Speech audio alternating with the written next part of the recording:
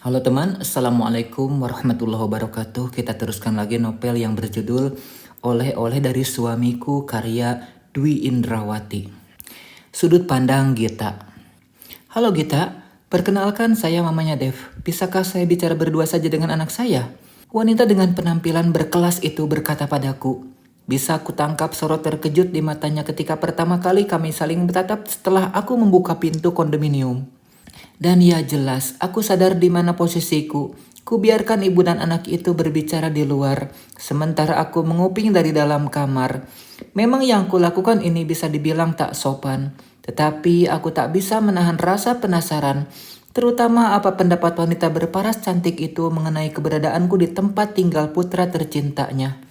Seperti dugaanku, ibunya Pak Dep keberatan aku tinggal di sini, bukan karena alasan yang buruk, tapi justru karena beliau adalah wanita yang bijak. Sepanjang pembicaraan mereka yang kudengar tak sedikit pun wanita itu berbicara buruk tentangku. Dia menasehati dengan cara paling elegan serta penuh kasih, meski ada beberapa ucapan mereka yang kurang aku pahami tentang ayah Pak Dev. Sepertinya Pak Dep dan ayahnya memiliki hubungan yang tak terlalu sehat. Entah apa masalahnya, tapi yang jelas bukan urusanku. Jantungku terasa berdebar keras ketika ibu Pak Dep meminta agar lelaki itu menikahiku jika ia ingin aku tetap tinggal di sini. Tidak, menikah dengan lelaki mesum sekaligus arogan itu tentu akan menjadi mimpi terburuk sepanjang sejarah perjalanan hidupku. Dia memang kaya dan tampan, tapi aku masih tak rela ia mencuri ciuman pertamaku begitu saja. Aku benci dan mengutuknya tiap kali teringat akan hal itu. Sepertinya pembicaraan ibu dan anak itu kian memanas. Laki-laki keras kepala itu terus saja membantah ucapan ibunya. Ingin sekali kuceritakan pada wanita itu tentang apa yang sudah dilakukan anaknya terhadapku kemarin malam. Setanan iblis benar-benar telah menguasainya, dan aku sangat sok dibuatnya. Pertama kali ada yang menyentuhku, tapi kenapa harus dia orangnya? Dan kenapa harus dengan cara tak sopan seperti itu? Hiks, memberanikan diri aku pun memilih keluar untuk memberitahu pada mereka mengenai keputusan yang telah aku buat. Lebih baik pergi dari sini daripada menikah dengan laki-laki arogan itu, meski aku masih belum tahu harus kemana. Ibu, Pak Dev, maaf jika saya tadi menguping pembicaraan kalian. Maafkan juga karena saya, Ibu dan Pak Dev jadi berdebat. Tetapi saya setuju dengan keinginan Ibu. Sangat tak pantas memang saya tinggal di sini bersama Pak Dev tanpa ikatan apapun. Maka dari itu, saya memutuskan untuk pergi. Ku beranikan diri untuk berbicara meski tubuh ini rasanya gemetaran. Sepasang mata Hazel itu menatapku tajam, lalu buru-buru berdiri dari duduknya. Yang berhak memutuskan kau pergi atau tinggal cuma aku, Gita. Ucapnya tegas sekaligus seenaknya. Memangnya dia ayahku mau mengatur-ngaturku seperti itu? Dasar psiko. Dev, hentikan. Kenapa kamu keras kepala sekali sih? Mama sudah memberimu pilihan. Nikahi dia atau biarkan dia pergi. Jangan merusak gadis baik-baik, nak. Dia berhak punya masa depan. Dengan kamu menahannya di sini tapi tak mau memberinya status, sama saja dengan merusak masa depannya. Bagaimana jika ada lelaki yang ingin serius pada Gita? Mereka pasti akan mundur jika tahu kalau dia tinggal bersama dengan seorang lelaki, Dev. Jangan egois kamu. Ibunya Pak Dev juga ikut berdiri dan mereka kembali berdebat. Ibunya Pak Dev sepenuhnya benar.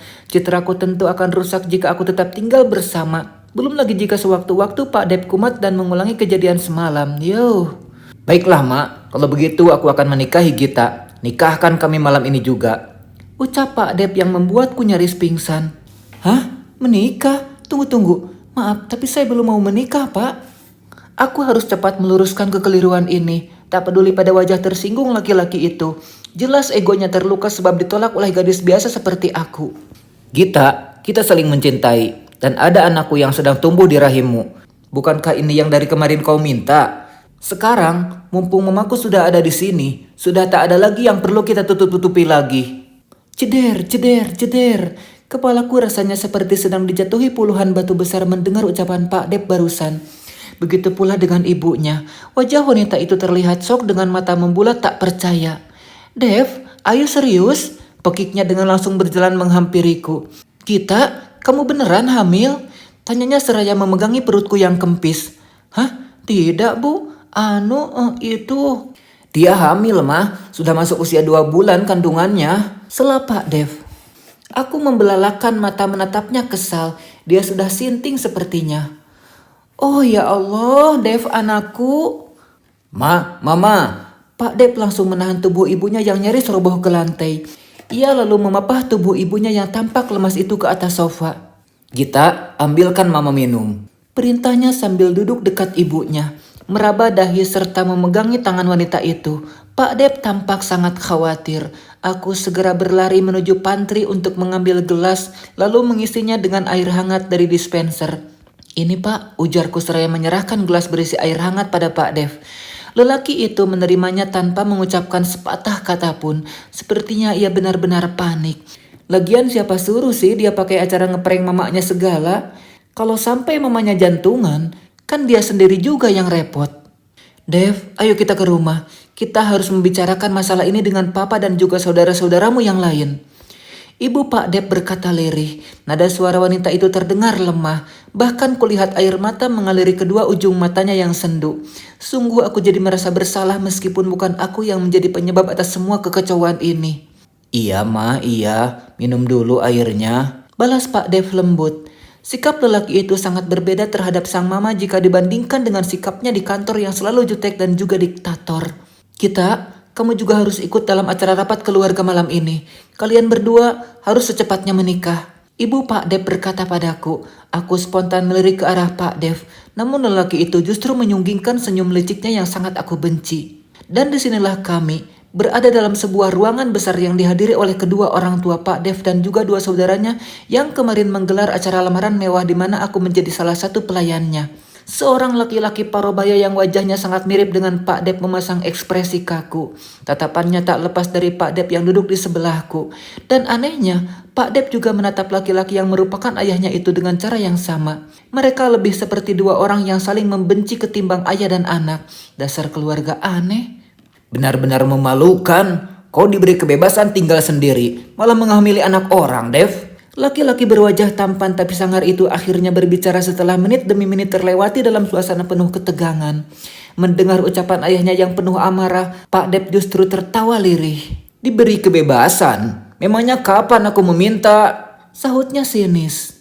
Ingin sekali rasanya aku menampol mulut laki-laki ini supaya diam dan tak membuat ayahnya semakin tersulut emosi.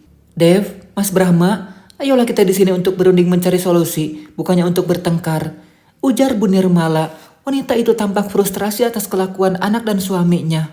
Solusi apa lagi, Ma? Sudah jelas aku dan kita harus menikah, sahut Pak Dev.